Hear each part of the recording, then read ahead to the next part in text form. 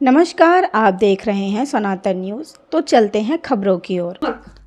अंग्रेजों के जमाने का मैं इनको अंश कहती हूँ, क्योंकि ये उनकी ही छोड़ी हुई एक बीमारी है यहाँ पर, और ये बीमारी से हमारा देश कई दशकों तक ग्रस्त रहा। ये जो परिवारवाद की जो दीमक है, इसने पूरी तरह से हमारे देश को खा दिया था।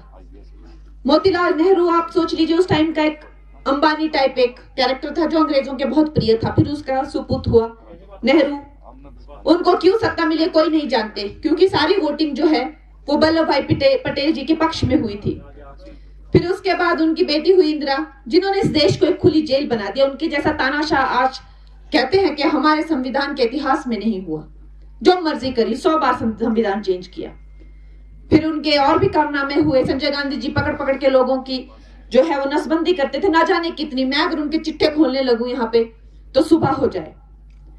फिर उनकी इटालियन पत्नी राजीव गांधी जी की, उसने कहा अब मैं थोड़ा सा अपना यहाँ पे हाथ जमा लेती हूँ। इस तरह की करतूतें हो रही थी इस देश में। जो इंसान आज तक हिंदी ढंग से नहीं बोल पाया, इस देश की भाषा ढंग से नहीं समझ पाया, इस देश की संस्कृति को नहीं जानते, वो कैसे इस देश को चला सकते। एक तरफ ये है जिनका ना कोई चरित्र है, ना ही कोई संस्कार।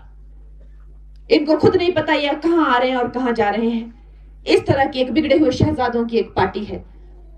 चाहे वो राहुल गांधी हो जाए, चाहे जिनको चांद पे आलू उगाने हो, या तेजस्वी सूर्या हो जाए जो अपनी गुंडागर्दी करते हैं, मछली उछाल उछाल के खाते हैं, या अखिलेश यादव हो जाए जो अपनी तरह की उठपटांग बातें करते हैं, या फिर हमारे यहां भी एक शहजादे हैं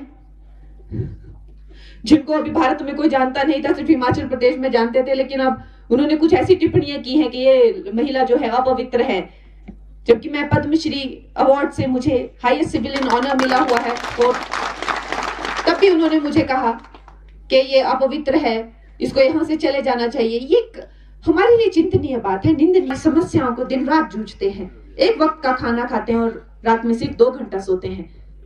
न जेब में एक पैसा रखते हैं, ना उनके अकाउंट है कोई, ना जमीन का कोई टुकड़ा नाम पर है, ना किसी से और कोई बात करते हैं। सिर्फ देश देश देश के लिए जीते हैं। एक तरफ वो महान चरित्र हैं और एक तरफ ये है कार्टून जो हर दिन एक नई हास्य और मजाक वाली बात करते रहते हैं। और इनके लिए वो सीरियस बात होती है, लेकिन वो पूरे देश के लिए एक जोक बन के रह जाती है। वैसे ही कल हमारे शहजादे ने कहा कि मैंने एक दौरा लगाया तो 2 रोड आपस में जुड़ गए। तो मेरे भाई कह रहे थे कि मैंने वो 150 से 250 करोड़ की जो भी रोड केंद्र से लाई, वो रातों रात नहीं जुड़ गई भाई।